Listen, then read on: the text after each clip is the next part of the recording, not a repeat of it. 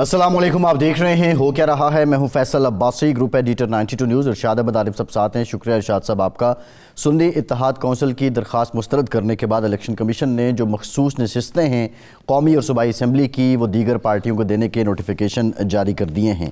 ये इंतहाई अहम मामला है और इस पर इलेक्शन कमीशन के इस फैसले पर जो PTI है और सुन्नी इत्तेहाद कौंसिल है उसने जो सुप्रीम कोर्ट है उस जाने का भी फ़ैसला कर रखा है। बहरहाल अब ये नशिस्तें इन जमातों को मिल रही हैं और जिसके बाद बज़ाहिर लगता है कि इसका फ़ायदा हुकूमत की इत्तेहादी जमातों को है और उनकी स्ट्रेंथ कौमी और सूबाई असम्बलियों में ज़्यादा हो जाएगी।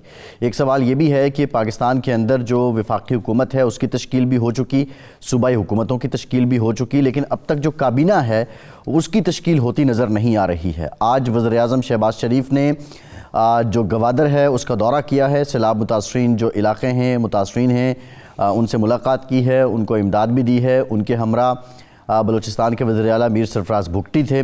और अब जब पाकिस्तान के अंदर मुआशी इस्तेहकाम और पाकिस्तान को बेहतरी की तरफ लाने के दावे और अज़्म किया जा रहा है, ऐसे में पंजाब जिसमें सबसे पहले हुकूमत का क़याम अमल में लाया गया था उसमें भी अभी तक काबीना की तश्कील नहीं हो सकी है। सुप्रीम कोर्ट के फ़ैसले के मुताबिक हुकूमत की जो तशरीह है वो काबीना है और कब तक ये अमल मुकम्मल हो जाएगा यकीनी तौर पे अवाम का इसको इंतज़ार है।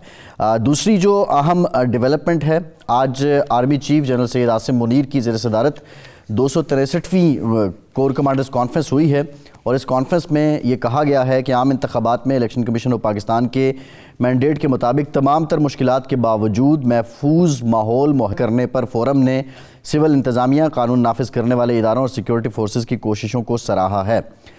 ये भी कहा गया है कोर कमांडर्स कॉन्फ्रेंस में कि पाकिस्तान की मुसल्लह अफवाज ने दिए गए मैंडेट के मुताबिक आम इंतखाबात 2024 के इनेकाद के लिए अवाम को महफूज माहौल फराहम किया और इससे ज़्यादा अफवाज पाकिस्तान का इंतखाबी अमल से कोई ताल्लुक़ नहीं था। फोरम ने इस बात पर तशवीश का इजहार भी किया है कि कुछ मखसूस मगर महदूद सियासी अनासर सोशल मीडिया और मीडिया के कुछ सेगमेंट्स की तरफ से मुदाखलत की गैर मुसद्दका इल्ज़ामात के साथ पाकिस्तान के मुसल्लह अफवाज को बदनाम कर रहे हैं, जो इंतहाई काबिल मज़म्मत है। और ये भी कहा गया है कि वज़ीर-ए-आज़म पाकिस्तान के अज़म के मुताबिक 9 मई के मनसूबा साज़ों, इश्तियाल दिलाने वालों, हौसला अफजाई करने वालों और शहदा की यादगारों की बेहुरमती करने वालों और फ़ौजी तनसीबात पर हमला करने वालों को यकीनी तौर पर कानून और आइन के मुतल्लिका दफ़ात के तहत इंसाफ के कटहरे में लाया जाएगा। इस पर भी कुछ मुफस्सल गुफ्तगू करेंगे। खुर्रम दस्तगीर साहब मुस्लिम लीग नून के सीनियर रहनुमा हमें ज्वाइन कर चुके हैं।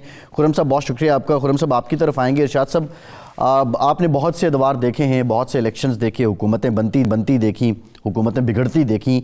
अब ये हुकूमतें जो बनी हैं अब तक KPK में, पंजाब में, बलूचिस्तान में, वफाक में काबीना तश्कील नहीं दी जा चुकी है और सुप्रीम कोर्ट के फ़ैसले के मुताबिक हुकूमत की तारीफ़ ही काबीना है।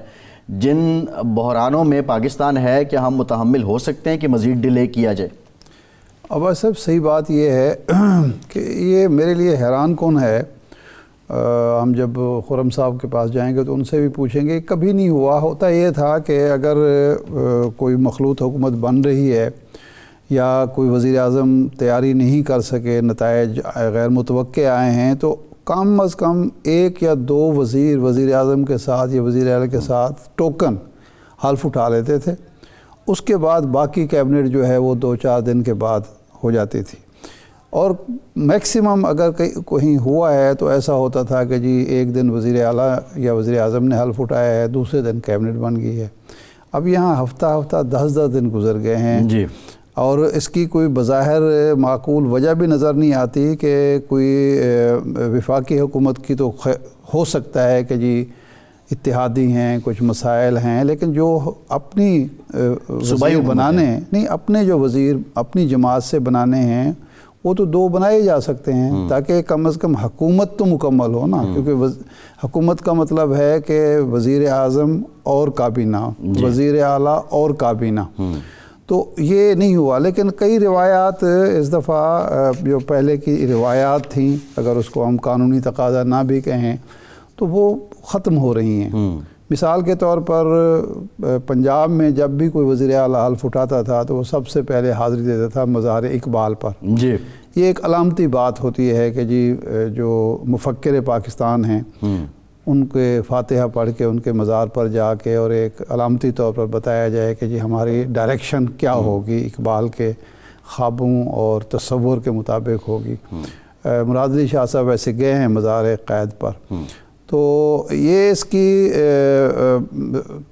کوئی بظاہر معقول وجہ نہیں، یا پھر یہ سمجھ لیا گیا ہے کہ جی بس ٹھیک ہے جو ماضی میں ہوتا رہا چھوڑیں اس شاہ کو۔ صاحب کل جو تقریب علف برداری ہوئی ہے وزیر اعظم صاحب کی، تو اس کے بعد بھی تقریب کے بعد چائے کا اہتمام کیا گیا، اور روایت یہ بھی ہوتی تھی کہ وزیر اعظم وہاں موجود لوگوں کو ملتے تھے، ملاقات ہوتی تھی، تو وہ کافی دیر انتظار میں رہے وہاں پہ ہم جو لوگ موجود تھے، تو وزیر اعظم صاحب پھر وہاں پہ اس وقت تک تو نہیں آئے تھے۔ بعد میں خیر جو لوگ موجود رہے، میں نکل آیا تو پتہ چلا کہ اس کے بعد بھی وزیر اعظم صاحب نہیں آئے۔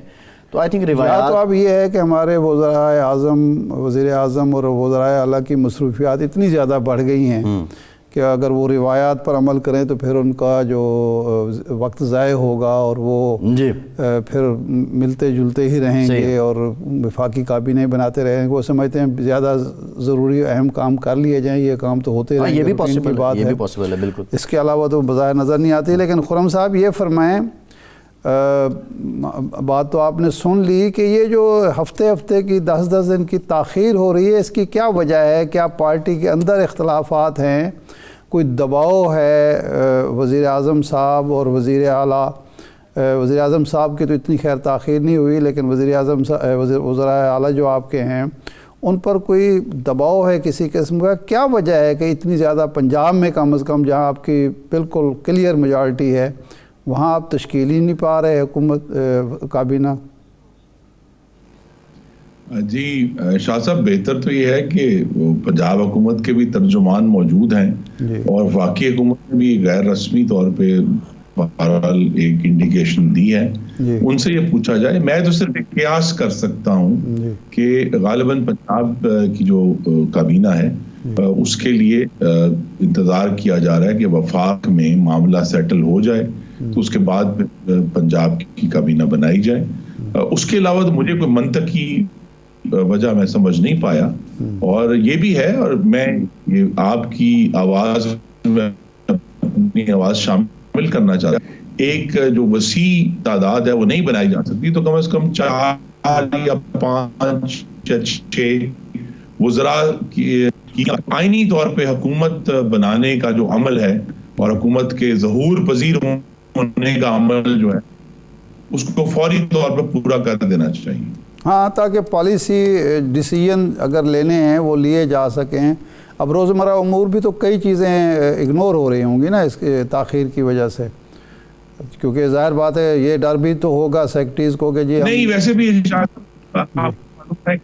تو لہٰذا وہ جو فیڈرل گورنمنٹ کی فارمیشن ہے وہ ابھی ہونی باقی ہے، اور اس میں انشاءاللہ 2 یا 3 دن میں یہ معاملہ مکمل ہو جائے گا۔ شاہ صاحب، بات یہ ہے کہ جو خرم صاحب نے بھی آپ کی بات کو انڈوس کیا ہے، اب ہمارے یہاں سیاست کے اندر ایک اور روایت نے بھی جنم لیا ہے کہ ہم بعض اوقات صرف جواز تراشتے ہیں عدالت میں جانے کا اور کسی بھی معاملے میں ہیلا جوئی کرنے کا۔ تو اب یہ جو فیصلے ہو رہے ہیں، آلدو وہ سیکریٹریٹ نے بہت سے فیصلے کرنے ہوتے ہیں، لیکن پھر بھی جس طرح کچھ پالیسی سامنے آ رہی ہے، مریم صاحبہ نے اسپتال کا بھی اعلان کر دیا، کینسر ہاسپٹل کا، دیگر بھی، اس پہ وداؤٹ کابینہ جب آپ کریں گے تو کل تو یہ بھی ان کے مخالفین کو ایک جواز ملے گا کہ وہ عدالت چلے جائیں گے، پھر معاملہ لٹکے گا، ایک وہ عمارت جو بھی تعمیر ہی نہیں ہوئی پہلے سے اس کو آگ لگ جائے گی۔ تو آئی تھنک ان چیزوں سے بھی بچنا ان کو ضرور چاہیے۔ اچھا شاہ صاحب، مفاہمت کی بات ہو رہی ہے، نہیں اب دیکھیں نا، ہمارے ہاں بڑے فخر سے یہ بات کی جاتی ہے کہ 2008 سے وہ بلکہ ایم کیو ایم کے دوستوں کہتے ہیں 2002 سے ایک مسلسل پارلیمنٹ جو ہے وہ 5 سال پورے کر رہی ہے، حکومتیں جو ہیں وہ بن رہی ہیں اور کوئی انٹرپشن نہیں ہوئی۔ اس کا مطلب ہے آپ کے اندر ایک تجربہ بھی آپ کو حاصل ہو گیا، اور آپ کو ایک میچورٹی بھی آپ کے آ گئی، آپ کو پتہ بھی چل گیا۔ اب یہ تو نہیں ہو سکتا کہ وزیر اعلیٰ ہے، وزیر اعظم ہے، اس کا جو پرنسپل سیکرٹری وہ بتا ہی نہ رہا ہو کہ جی حکومت نہیں بن پائی ابھی تک اور کوئی آپ فیصلہ نہیں لے سکتے۔ تو اس کے باوجود اگر یہ ہو رہا ہے تو یا تو اہمیت نہیں دی جا رہی آئین اور قانون کو، کہ کوئی اہمیت نہیں ہے، ٹھیک ہے جی اب ہم بن گئے ہیں تو اب ہماری مرضی ہے کیبنٹ بنائیں نہ بنائیں ہو، یا اگر اہمیت دی جا رہی ہے تو پھر کوئی دباؤ ہے، کوئی مسئلہ ہے جس کی وجہ سے تاخیر ہو رہی ہے۔ وفاقی حکومت کی تو سمجھ آتی ہے۔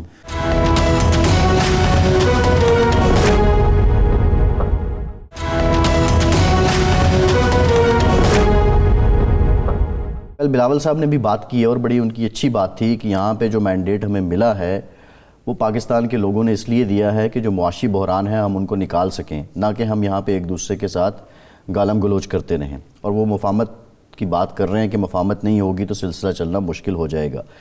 لیکن اگر یہ کر لیں تو پھر بات ہوگی. کیا ارشاد صاحب بات ہوگی تو اگر حل نہیں ہو جائے گا؟ دیکھیں، جب آپ کوئی بھی کسی کو آفر کرتے ہیں نا کہ آپ بات کریں تو آپ بتاتے ہیں جی یہ ہماری طرف سے آپ کو آفر ہے، اب آئیں بات کرتے ہیں. ابھی تک حکومت کی طرف سے میں آپ کو 18 کی مثال دوں گا کہ 18 میں جب یہ دھاندلی کا شور اٹھا تو وزیر اعظم نے اس وقت ایوان میں یہ کہا کہ آپ بتائیں کون کون سے حلقے کھولنے ہیں. ٹھیک ہے نا جی.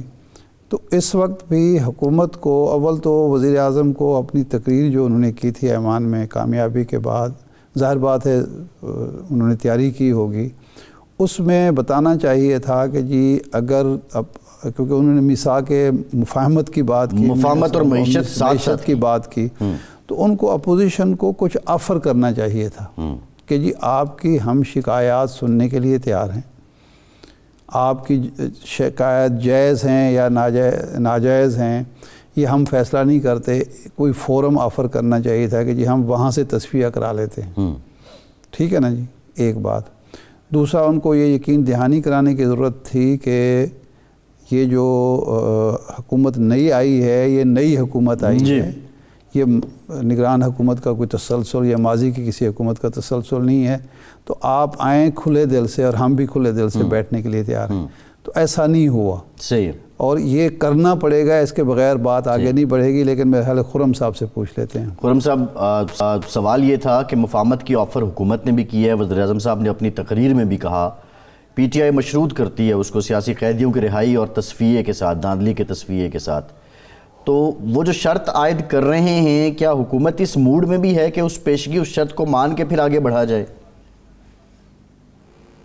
دیکھیے، مفاہمت تو مشروط نہیں ہوتی. مفاہمت کے لیے تو جرأت چاہیے کہ آپ جو ماضی کی تلخیاں ہیں انہیں بھلا کر تبھی آگے بڑھتے ہیں. اور شہباز شریف صاحب نے بھی سوچ سمجھ کر یہ آفر کی ہے. انہوں نے بھی ماضی کی تلخیاں بھلائی ہیں. وہ بھی 11 مہینے جیل میں رہے ہیں اس جو سابق حکومت کے دور میں، اور ان کے بیٹے حمزہ شہباز 22 مہینے جیل میں رہے ہیں. مسلم لیگ نون کے بہت سارے قائدین رہے ہیں. لیکن انہوں نے اس کو بھلا کر کیا ہے. اس میں دو باتیں ہیں جی.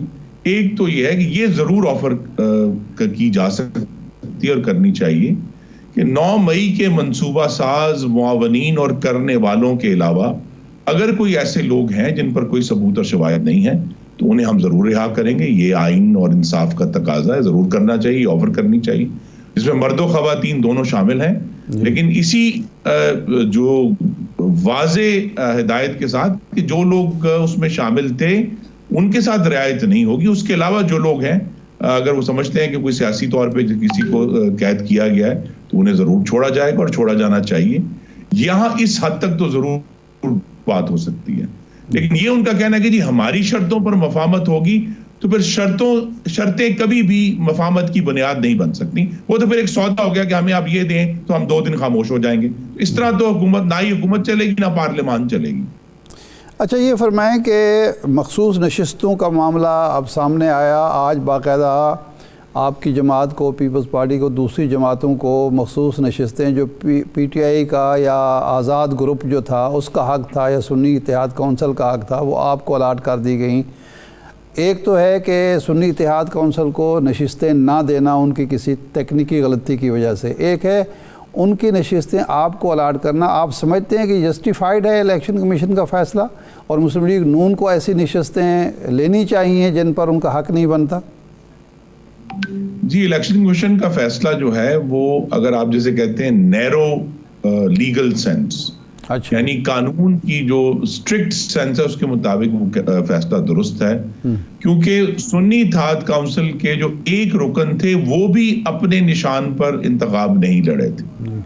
یہ بڑی دلچسپ بات ہے کہ وہ بھی نہیں لڑے تھے. تو لہٰذا وہ جو پورا کلیم ہے جس کی بنیاد پر یہ سارے لوگ اکٹھے ہوئے ہیں سنی اتحاد کونسل میں اور اب جماعتوں مخصوص لسٹوں کا مطالبہ کر رہے ہیں، وہ کلیم جو ہے وہ گفتگو میں یا سیاسی طور پر تو بات کی جا سکتی ہے، کاغذ پر وہ کلیم موجود نہیں ہے کیونکہ سب لوگ مختلف نشانوں پر لڑ کر آئے ہیں. تو جب الیکشن کمیشن کاغذ دیکھے گا تو اس کے سامنے تو یہ ایشو نہیں ہے. یہاں تک تو بات ٹھیک ہے، لیکن میری نظر میں اپنی ذاتی رائے دے رہا ہوں کہ بہتر یہ ہوتا کہ نشستوں کو خالی رہنے دیا جاتا جب تک اس پر سپریم کورٹ آف پاکستان اپنی کو رائے نہیں دے دیتے، یا پھر پارلیمان جو ہے اس پر قانون سازی کرے. اب لطیفہ یہ ہے کہ جو لوگ ان نشستوں کا مطالبہ کر رہے ہیں وہ وہی لوگ ہیں جو دھمکیاں بھی دے رہے ہیں کہ جی ہم پارلیمان کو چلنے نہیں دیں گے اور قانون سازی نہیں کرنے ہونے دیں گے.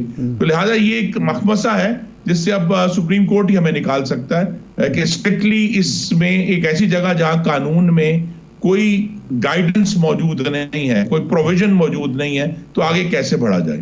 ہاں، یہ تماشا لطیفہ ہی ہوا ہے کہ KPK میں جس جماعت نے 7 نشستیں جیتی ہیں اس کو 9 یا 10 نشستیں الاٹ ہوئی ہیں مخصوص، اپنے اصل سے بھی زیادہ ان کو مخصوص نشستیں مل گئی ہیں. جی تو بہتر تو یہی تھا کہ اس کو خالی رہنے دیا جاتا، اگرچہ ان کو نشستیں نہیں، قانونی طور پر ان کا حق نہیں بنتا کہ وہ کلیم کریں، لیکن یہ کہ ان کو خالی چھوڑنا چاہیے تھا جب تک اس پر کوئی فائنل ڈٹرمنیشن نہیں ہو جاتی. صحیح ہے.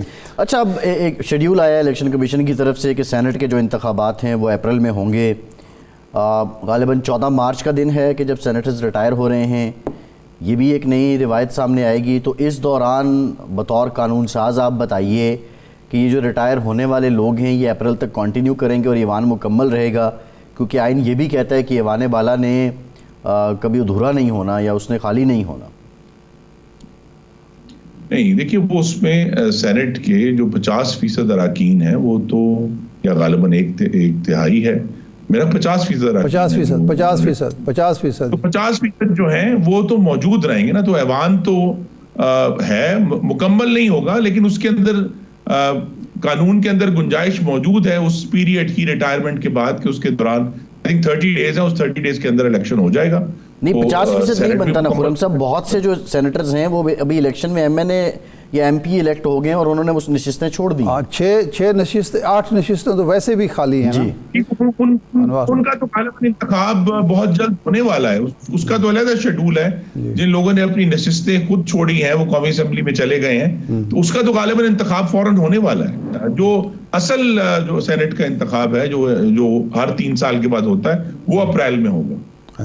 اچھا، یہ پچھلے ہفتے جب آپ ہمارے پروگرام میں تھے تو اس وقت بھی میں نے سوال کیا تھا. اب پھر دوبارہ خبریں یہ آ رہی ہیں کہ شمشاد اختر صاحبہ کا نام آ رہا ہے، اورنگزیب صاحب کا نام آ رہا ہے، کوئی سلمان صاحب ہیں ان کا نام آ رہا ہے. جی دیکھیے، پاکستان کو چلانے میں صاحب کا جب وہ موجود تھے تو بہت اہم کردار ہے. وہ بڑے ایماندار اور محنتی شخص ہیں، قابل شخص ہیں. لیکن پاکستان کا جو بین الاقوامی منظر نامہ ہے وہ تبدیل ہو گیا ہے افغانستان سے امریکہ کے نکل جانے کے بعد. اچھا، جس کا نتیجہ یہ ہے کہ اب امریکہ بھی اور مغربی ممالک بھی پاکستان میں ان کا وہ جو دلچسپی تھی وہ نہیں رہی، اور ہمیں ایک سرد مہری کا سامنا ہے مغربی دنیا سے خاص طور پہ. اچھا، یہ بتائیں کہ خرم صاحب جب PTI کی گورنمنٹ تھی آپ بارہا کہتے تھے کہ یہ ہائبرڈ نظام ہے اور یہ نظام چل نہیں سکتا، اس کا نقصان ملک کو بھی ہوگا. آپ ٹو سم ایکسٹینٹ آپ کی بات ٹھیک تھی، وہ حکومت اس طرح چلی بھی نہیں، مدت نہیں پوری کی. ایٹ دا اینڈ نقصان بھی ملک کو اس کے بعد بھی اس دوران بھی ہو رہا ہے. جو موجودہ حکومت ہے اس پر بھی اسی طرح کا کرٹیسزم ہو رہا ہے. جب ایک فارمولا یا ایک فینومینا آپ کو نہیں سمجھتے تھے کہ آپ بہتر ہے، تو اب مسلم لیگ نون نے اس کو کیوں آپٹ کیا ہے؟ جی، کرٹیسزم تو چلتا رہے گا، اور میں آپ کے توسط سے ناظرین سے بھی یہ استدعا کروں گا کہ بجائے یہ کہ ہم ہائبرڈ نظام پر بحث کریں، حکومت کے فیصلوں کو دیکھیں. اگر تو ہمیں فیصلوں میں یہ احساس ہو کہ اب ایک خود مختار منتخب حکومت موجود ہے، اگر دیکھیں نا، یہ ہم صاف ریکارڈ ہے کہ جس کی وجہ سے معاملہ کھل گیا تھا کہ خود اس وقت کے جو بانی چیئرمین PTI وزیر اعظم تھے انہوں نے اقرار کیا کہ جی ہم تو بل پاس نہیں کرا سکتے، ہمیں مدد چاہیے. خرم صاحب بہت شکریہ آپ کے وقت کا، آپ ہمارے ساتھ موجود تھے. ایک بریک کے بعد دوبارہ حاضر سنی اتحاد کونسل کا موقف لیں گے، ہمارے ساتھ رہیے.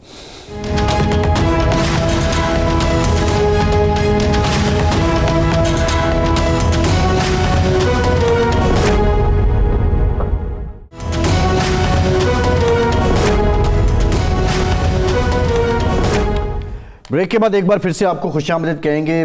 سنی اتحاد کونسل کے رہنما زین قریشی صاحب بھی ہمیں جوائن کر رہے ہیں. زین صاحب شکریہ آپ کا. زین صاحب آپ کی طرف آئیں گے. ارشاد صاحب بات یہ ہے کہ وہ باتیں کل جو مسلم لیگ نون کیا کرتی تھی 2018-19 میں, آج وہی اس طرح کی ملی جلی باتیں پی ٹی آئی کر رہی ہے.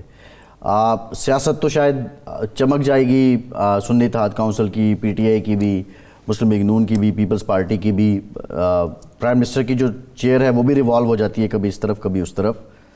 الٹیمیٹ پاکستان جہاں پہنچ چکا ہے, کیا الیکشن نے اگر روایت بدلی ہے تو یہ سیاسی روایت بھی بدلے گی؟ اب سب سیانے یہ کہتے ہیں, دانا یہ کہتے ہیں کہ دشمن کے بارے میں بھی کوئی ایسی بات نہ کرو کہ کل کو اگر تمہارا دوست بنے تو تمہیں وہ بات یاد کرتے ہوئے شرمندگی محسوس ہو. لیکن ہمارے سیاستدان اللہ ماشاء اللہ وہ بالکل بھول جاتے ہیں کوئی کام کرتے ہوئے کہ کل کو یہ پھر ہمارے سامنے بھی آئے گا, اور وہ بار بار سامنے آتا بھی ہے. ایک دفعہ نہیں کئی دفعہ ایسا ہو چکا ہے. اب یہی خرم صاحب سے جو بات ہو رہی تھی ہیبرڈ نظام کی, کتنا شور مچتا تھا, جی اب خاموشی ہے. اور اسی طرح جب شور شرابہ ہوتا تھا وزیر اعظم کو تقریر نہیں کرنے دی گئی تو اب پھر وہی کچھ ہوا ہے. آج پی ٹی آئی یہ کام کر رہی ہے تو کل پھر پی ٹی آئی کو بھی اس کو فیس کرنا پڑے گا, تیار رہنا چاہیے. جیسا کرو گے ویسا بھرو گے, یہ تو ہے. لیکن زین قریشی صاحب ہمارے ساتھ ہیں تو ہم ان سے کیوں سوال نہ کریں کہ یہ جو کچھ ہو رہا ہے پارلیمنٹ میں, ماحول خراب کرنے کا الزام لگ رہا ہے, اور یہ آپ کو بھی کل کو فیس کرنا پڑے گا, کیونکہ آپ کا تو دعویٰ ہے کہ آپ سب سے زیادہ بڑی اور مقبول پارٹی ہیں اور اقتدار آپ کا حق ہے. تو اقتدار اگر کل کو آپ کی باری آتی ہے تو یہی سارا کچھ آپ کو بھی فیس کرنا پڑے گا. زین صاحب. بسم اللہ الرحمن الرحیم. ارشاد صاحب بڑی مہربانی, آپ نے پروگرام پہ دعوت دی. دیکھیں سر, میرا تو اس میں ماننا یہ ہے کہ ایک اسٹیریوٹیپیکل سے یہ جواب بن گیا ہے کہ پاکستان تحریک انصاف ماحول کو خراب کر رہی ہے, لیکن ہم نے کسی ماحول کو خراب نہیں کیا. ہم جمہوری اقدار کے بھی قائل ہیں, ہم پارلیمان اور پارلیمانی روایات کے بھی قائل ہیں, اور آپ نے دیکھا ہے اور میں نے لاتعداد بار یہ کہا ہے, انشاءاللہ آپ آنے والے دنوں میں بھی دیکھیں گے کہ پاکستان تحریک انصاف ایک مثبت, ایک کریڈیبل اور ایک کمپیٹنٹ اپوزیشن کا رول ادا کرے گی. مسئلہ صرف یہاں پہ آ رہا ہے کہ ہمارے مینڈیٹ پہ ڈاکہ ڈلا ہے. ہمارے سمجھنے میں آج بھی 80 سے زائد ایسی سیٹیں ہیں جو پاکستان تحریک انصاف کی اس ایوان میں ہونی چاہیے تھی, وہ ہمیں نہیں ملی. دوسرا ڈاکہ ہمارے پہ یہ ڈل گیا کہ 23 سیٹیں ہماری ریزرو کی ہیں جس پہ الیکشن کمیشن نے اپنا فیصلہ سنایا, اور انشاءاللہ ہم اس کو کورٹ پہ چیلنج کریں گے. تو 100 سے زائد سیٹیں ہماری ہیں جو ہمیں نہیں ملی. اب احتجاج کرنا, اس کی آواز اٹھانا, ہمارے ووٹر نے جو آگ کا دریا عبور کر کے جن حالات میں ہمیں منتخب کر کے ایوانوں میں بھیجا ہے, یہ کسی سے پوشیدہ نہیں ہے, میں زیادہ وقت نہیں لیتا اس کے اوپر. لیکن ہمارا یہ فرض بنتا ہے کہ ہم ان کے اس چرائے ہوئے مینڈیٹ کی آواز اٹھائیں. ہم نے نہ پارلیمنٹری بزنس روکی ہے, نہ ہم نے وزیر اعظم کی تقریر روکی ہے, بلکہ آپ نے دیکھا کہ جب بلاول بھٹو صاحب تقریر کرنے کو آئے تو ہم نے بڑے اچھے ماحول میں ان کی تقریر سنی. اور میرے سمجھنے میں ریکنسیلیشن کی بات ہو رہی ہے. اسد کیسر صاحب ہمارے پارلیمنٹری لیڈر ہیں, انہوں نے فلور آف دا ہاؤس پہ یہ بات کی کہ ہم ریکنسیلیشن کے قائل ہیں, ہم اس گاڑی کو آگے چلانا چاہتے ہیں, لیکن ہمارے 3 مطالبے ہیں, جائز مطالبے ہیں, ان کو پورا ہونا چاہیے. سب سے پہلے ہماری قیادت عمران خان صاحب, فرحان قریشی صاحب, ہماری پارٹی کی خواتین اور ہمارے کارکنان جو کہ سیاسی کیسز میں ملوث ہیں, ان کو پابند سلاسل ہیں, ان کو رہا کیا جائے. ہمارا جو کھویا ہوا مینڈیٹ ہے اس کو بحال کیا جائے, اور ہم سے جو سمبل لیا گیا ہے ہم نے پھر الیکشن کمیشن کے کہنے پر انٹر پارٹی الیکشن بھی کرا دیا, سارے شرائط بھی پوری کر دی. یہ 3 شکیں, اور میرے سمجھنے میں یہ لو ہینگنگ فروٹس ہیں, یہ ہو سکتی ہیں, یہ ہو جائے, ہم ٹیبل پہ بیٹھنے کو تیار ہیں. پارلیمنٹ کیسے, قریشی صاحب, پارلیمنٹ کیسے آپ کی سیاسی قیادت کو رہا کر سکتی ہے؟ سر پارلیمنٹ نے ہماری سیاسی قیادت کو رہا نہیں کرنا. ہماری سیاسی قیادت کو پہلے بھی کورٹس ریلیف دیتی رہی ہیں. ہوتا کیا رہا ہے کہ جج اور کورٹ ہمیں ریلیف دیتے تھے, ابھی ہمارا ممبر ایوان سے احاطے سے باہر نہیں نکلتا تھا, اس کو 4 نئے پرچوں میں ملوث کر کے اٹھا لیا جاتا تھا. تو وہاں پر اب ان کی حکومت بن گئی ہے, ان کے انٹیریئر منسٹر آئیں گے, ان کی کابینہ آئے گی.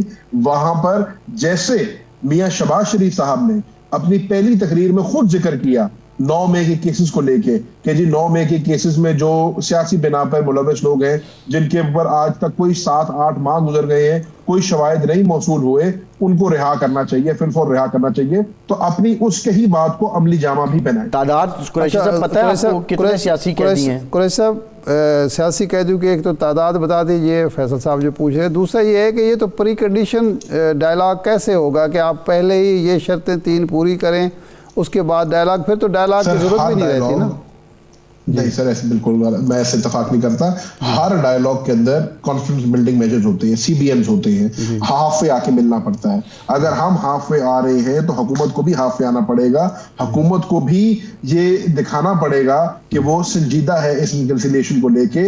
ये जमा तफरीक अब नहीं हो सकता, ये डायलॉग बाजी अब नहीं हो सकती। इस पे अगर हम टेबल पे आने को तैयार हैं तो उनको भी कुछ अपना शो ऑफ गुड फेथ करना पड़ेगा। जी अच्छा, एक तरफ जनाब असद कैसर साहब ने ये बात की, लेकिन जुनैद अकबर साहब ने जो पहले तकरीर की, उन्होंने ये कहा कि हम यहाँ कोई मुफाहमत करने नहीं आए और ये भूल जाएं कि हम इस सामान को चलने देंगे। तो क्या वो पार्टी पॉलिसी से हटकर बात थी? मेरा ख्याल है पार्टी पॉलिसी जो है पार्लियामेंट्री लीडर तयन करता है, हमारे पार्लियामानी लीडर असद कैसर साहब है। और अली अमीन गंडापुर साहब विफाक से अदम ताउन का खुलम खुला इजहार कर रहे हैं। वो वज़ीर आज़म की हलबर्दारी में भी शरीक नहीं होते, आज भी उन्होंने जो बयान किया है। तो इस तरह से एक तो आपका हुकूमत सूबे की बरकरार रखना मुश्किल होगा, और दूसरा ये महाज़ारा इस सूबे और मरकज़ में और पार्टियों में शुरू हो गई, तो इसको तो जमहूरियत को बहुत नुकसान पहुँचेगा। हम ना महाजराई के हक में है, ना हम खुदा न खास्ता जमहूरियत को नुकसान पहुंचाना चाहते हैं। हमारा एक असूली मौक़िफ़ है, हम अपने मौक़िफ़ पे कायम हैं। हम आइन और कानून के अंदर रहते हुए अपना एहतजाज भी करेंगे। जो एप्लीकेट फोरम्स हैं, हम इलेक्शन कमीशन में भी गए हुए हैं, कल को अगर जरूरत पड़ी तो हाई कोर्ट और सुप्रीम कोर्ट में भी जाएंगे। हम अपना एहतजाज अपनी जगह पर रिकॉर्ड कर रहे हैं। जहां पाकिस्तान की आवाम ने हमें मैंडेट दी और हमारी हुकूमत बनी है, खैबर पख्तूनख्वा में इंशाल्लाह हम आपको वहां पे हुकूमत चलाकर दिखाएंगे। जहां पे हमें ऑपोजिशन में हम बैठे हैं, वहां पे जैसे मैंने पहले कहा, हम आपको एक क्रेडिबल और एक कॉम्पिटेंट ऑपोजिशन का रोल अदा करके भी दिखाएंगे। अच्छा कुरैशी साहब, ये फैसल साहब का सवाल था, वो शायद आप भूल गए। हाँ। ये था कि कितने सियासी कैदी हैं जिनको आप समझते हैं कि वो सियासी कैदी हैं? आपने कोई लिस्ट दी हुकूमत को? लिस्ट बिल्कुल मौजूद है जी, हमारे पास लिस्ट मौजूद है। अभी मेरे पास सामने मेरी नहीं है, लेकिन हम बिल्कुल प्रोवाइड कर सकते हैं। एक एक हमारे जो असीरान है उनकी लिस्ट हमारे पास डिस्ट्रिक्ट वाइज और रीजन वाइज और प्रोविंस वाइज भी मौजूद है। वो हमने सोशल मीडिया पे भी डाली है, हमारी वेबसाइट्स पे भी है, हमारी क़यादत ने उसका जिक्र भी किया है।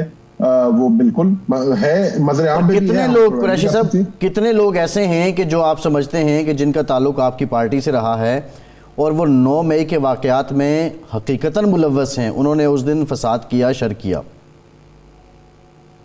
मेरे पास तो ऐसा कोई सबूत नहीं है।